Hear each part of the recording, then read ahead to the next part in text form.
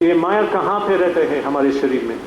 भगवद गीता में लिखा है, इंद्रिया नाम मनोबुद्धि अस्य अधिष्ठानम उच्यते। ये माया अपने मन में है, अपने बुद्धि में है और अपने इंद्रियों में है। तो इसका मतलब है हम यही बुद्धि और मन उपयोग नहीं कर सकते हैं माया से निकलने के लिए और प्रॉपर डायरेक्शन जाने के लिए अपना लाइफ में, क्योंकि माया जैसे माया वही रहता है। एग्जाम्पल दे दूंगा आपको। जैसे जब बहुत प्रधानमंत्री है और या हेड ऑफ स्टेट है, प्रेसिडेंट, तो उनके बॉडीगार्ड्स होते हैं। क्यों? क्योंकि कुछ कभी कभी लोग उसको मतलब असैसिनेट करने की कोशिश करते हैं। तो अगर उस प्रधानमंत्री को कुछ खबर मिला कि वो जो बॉडीगार्ड हैं वो अब मेरे साइड में नहीं है, वो करप्ट हो गए, मेरे अगेंस्ट है, मेरे कुछ भी कर सकते हैं मुझे, तो इसका मतलब है उनका भरोसा नहीं रख सकते। इतने पास हैं वो लोग लेकिन फिर भी उनका भरोसा नहीं रख सकते। तो इसी तरह हम ये बुद्धि और मन के उपयोग करते हैं अलग अलग फील्ड में मटीरियली, लेकिन स्पिरिचुअली इनका भरोसा नहीं रख सकते क्योंकि माया इसमें है, ये करप्ट हो गया, माया के साइड पे है, हमारे साइड में नहीं है। इसलिए शास्त्र क्या डायरेक्शन देता है हमें? गुरु साधु शास्त्र की हमें शरण लेना। गुरु मतलब अब जो हम गुरु लेते हैं वह हमें गाइड कर सकते हैं। गुरु माया में नहीं है। अगर प्रमाणिक गुरु है, क्योंकि गुरु के नाम तो बहुत लोग है, लेकिन प्रमाणिक गुरु वो एक 4 संप्रदाय होते हैं, वो उस 4 संप्रदाय में से एक उनमें होना चाहिए प्रमाणिक गुरु। तो गुरु साधु का मतलब है जो शास्त्र के नियम फॉलो करता है, बिल्कुल। गुरु साधु और शास्त्र का हमें शरण लेना, उनके गाइडेंस से आगे बढ़ना है स्पिरिचुअल लाइफ में। लेकिन जो भक्त है वो शास्त्र को छोड़ता है। जैसे कुछ नॉवल पढ़ेगा, कुछ आजकल ऐसे बहुत न्यू एज नॉवेल्स हैं और जो स्पिरिचुअलिटी के बारे में जैसे अब एग्जांपल दे दूंगा, आई थिंक इट्स इम्पोर्टेंट, मैं उनके बारे में बोलूँगा। एक है जैसे दीपक चोपड़ा और ऐसे बहुत सारे लोग हैं।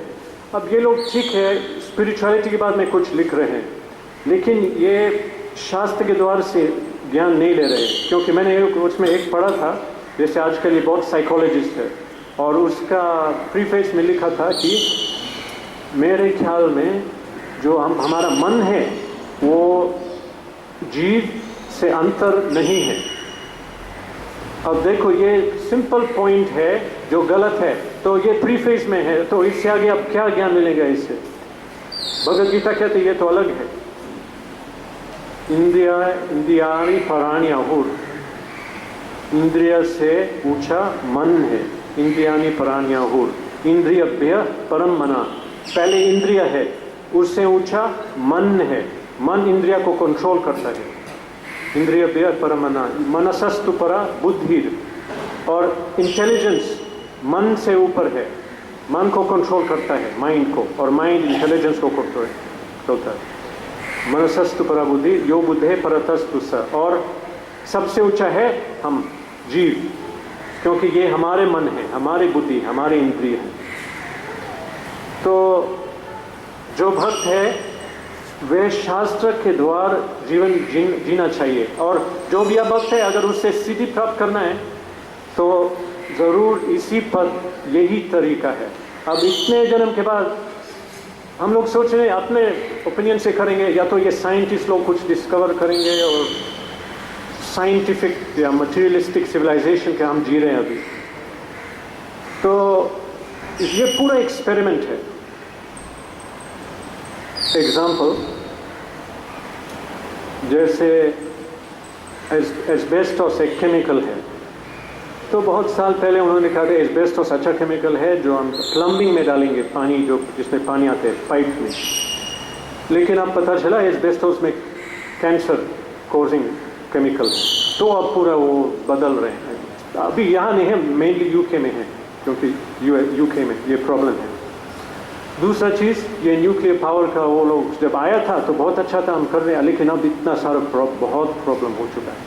जापान में भी न्यूक्लियर वेस्ट लीक हो रहा है, और पहले हुआ था बहुत पहले इतने सारे प्लांट में। तो इतने बहुत मिस्टेक्स करते हैं, क्योंकि ये अपने मत से जी रहे हैं सिविलाइजेशन, किंतु शास्त्र के द्वार से होना चाहिए जैसे पहले था। और यही गोल है इस्कॉन का, कि फिर से अपने कम्युनिटी में भगवद गीता के गाइडेंस और भागवतम से हम जी सकते हैं। तो ऐसे अगर कोई जी रहा है, शास्त्र के द्वारा अपना जीवन जी रहा है, और ये श्लोक में लिखा है कि वो पतित होता है, फॉल डाउन, तो कृष्ण भगवान कहता है कि फिर भी उसे साधु मानना चाहिए। क्यों? क्योंकि इसमें लिखा है सम्यक व्यवसितो ही स। व्यवस्थित मतलब वो डिटर्मिन्ड है, दृढ़ व्रत से वो सोच रहा है कि मैं कितना पतित हूँ, मेरे गुण नहीं है, मेरा कुछ अच्छा लक्ष्य नहीं है, फिर भी मैं कृष्ण का पूजा में आगे जाऊंगा, अगर जो भी प्रॉब्लम है मैं आगे जाऊंगा, कोई बात नहीं। तो उसका ये क्वालिटी है, बहुत अच्छा है। इसका मतलब है वो कभी ना कभी सिद्धि प्राप्त करे। तो अगर हम देखते हैं तो उसने कुछ गलत की और यह पतित हुआ कुछ मिस्टेक, फिर भी हमें मानना चाहिए कि ये साधु है, क्योंकि ये प्रोसेस इतना पावरफुल है कि बिल्कुल श्योर है कि बदल जाएगा।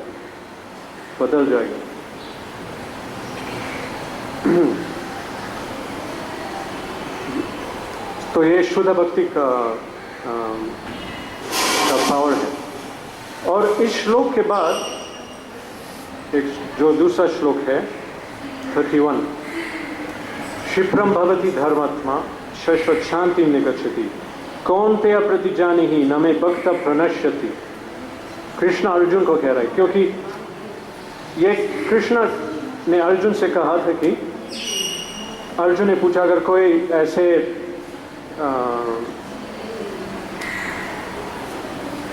आपके भक्त हैं और कुछ उसने मिस्टेक किया तो इसका मतलब है वो साधु नहीं है। अब कृष्ण ने कहा था नहीं, फिर भी साधु है, मानना चाहिए, क्योंकि उसका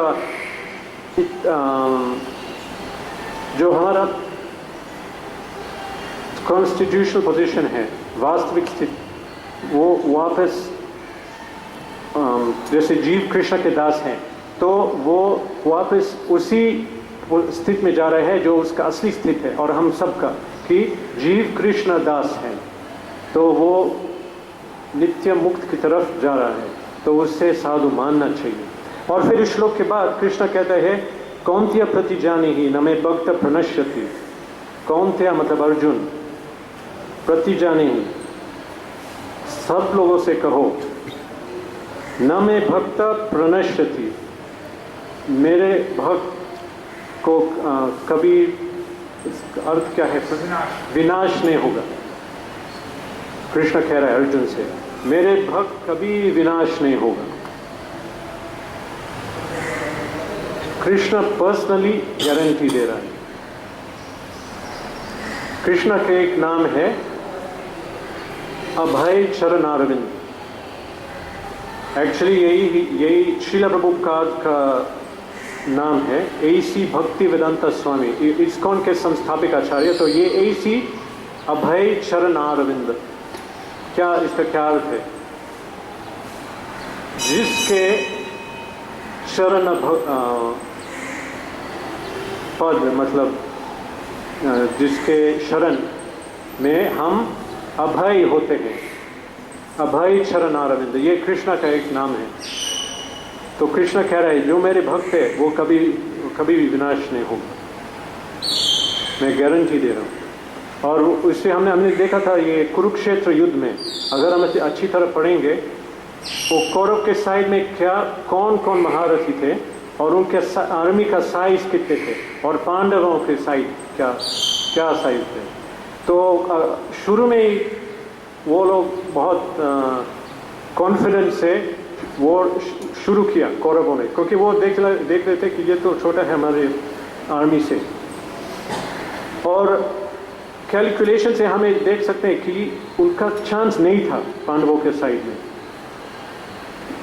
लेकिन जो ये भगवद गीता नरेट कर रहा है, कौन नरेट कर रहा है भगवद गीता? कृष्णा नहीं,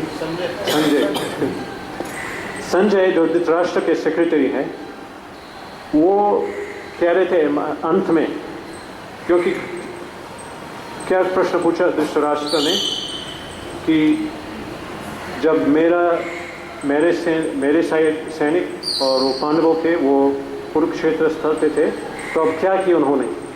तो ये पूरा भगवद गीता संजय ने नरेट किया। फिर अंत में उसने अपना ओपिनियन दिया कि जहाँ पे कृष्ण है वहाँ विजय होगा,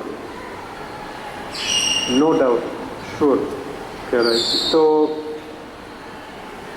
उनको मालूम था संजय को कि क्यों कृष्ण उस साइड में है, डेफिनेटली उनका विजय हो, उसके तरफ वो लोग जीत जाएंगे। तो ये क्वालिटी है, कृष्ण डिक्लेयर करता है। और इसका एक स्टोरी है कि कृष्ण अर्जुन से क्यों कह रहा है कि आप डिक्लेयर कर लो, मैं डिक्लेयर नहीं कर रहा हूँ। कौन्तेय प्रतिजानीहि, कौन्तेय सब लोगों से डिक्लेयर कर लो कि मेरा भक्ति कभी विनाश नहीं होगा। तो प्रश्न ये है कि कृष्ण ने अर्जुन से क्यों कहा था? और इसका आंसर है कि महाभारत में कृष्ण ने एक व्रत लिए कि वो युद्ध में भाग नहीं लेगा, लेकिन लिया था। तो जब व्रत का हाँ भीष्म पितामह थे ये, तो इसका मतलब है उसने अपना प्रॉमिस तोड़ दिया। तो वो सोच रहे थे आगे कि ये होगा, उनको मालूम था, इसलिए उन्होंने कहा, वो लोग सोच रहे थे चलो ये प्रॉमिस ब्रेक किया उन्होंने कृष्णा, तो ये भी ब्रेक करेगा कि मेरे भक्त कभी विनाश नहीं होगा। इसलिए उन्होंने अर्जुन से कहा था आप कहो। ये पूर्वाचार्य ने ये एक्सप्लेनेशन दिया हमें। तो कंक्लूजन ये है कि कृष्ण भक्ति जो शुरू करते हैं, अडॉप्ट करते हैं, तो उनमें सारे अच्छे गुण आते हैं, अपने आप आते हैं, और ऑटोमेटिकली वो बहुत धार्मिक, पीसफुल, टॉलरेंट, अमानित्व, सब अच्छा क्वालिटीज़ आते हैं। हम देखते हैं साधु में ये क्वालिटीज़ आते हैं। और जो भक्ति में नहीं है तो वो कभी अच्छी क्वालिटीज़ नहीं बन सकते हैं। कभी हम देखते हैं ओके अब भक्त है, उनके अच्छे थोड़ी क्वालिटीज़ है, लेकिन हम उनके साथ थोड़े जिएंगे देखेंगे तो असली में नहीं, वो सिर्फ सरफेस में है, अंदर नहीं क्वालिटी। तो इसलिए जब हमें भक्ति, कृष्ण की भक्ति करना है, और कैसे करना है? शास्त्र के द्वारा, भगवद गीता, भागवत और दूसरे भक्तों से पूछना, ये क्या तरीका, एक्चुअली फिक्स तरीका है। हम अपना ऑल्टर कैसे अरेंज करते हैं, कौन सा पिक्चर कैसे, और कौन सा मंत्र, जैसे हम इस युग में हरे कृष्ण मंत्र सबसे इम्पोर्टेंट, सब मंत्र से, इसलिए इसे महामंत्र कहते हैं। वैसे बहुत सारे मंत्र हैं वेद में, और सब लोग बहुत सारे मंत्र प्रोबेबली बोल रहे हैं प्रतिदिन, लेकिन इस कलयुग में अगर महामंत्र बोलेंगे तो दूसरा मंत्र बोलने के लिए कोई नीड नहीं है। और कृष्ण के हम पूजा करते हैं तो दूसरे देवताओं के लिए पूजा करने की जरूरत नहीं है, क्योंकि कृष्ण भगवान के पूजा करने से सब लोग तुष्ट होंगे, सारे देवताओं अपने सारे ऑब्लिगेशन फुलफिल होंगे। हरे कृष्ण।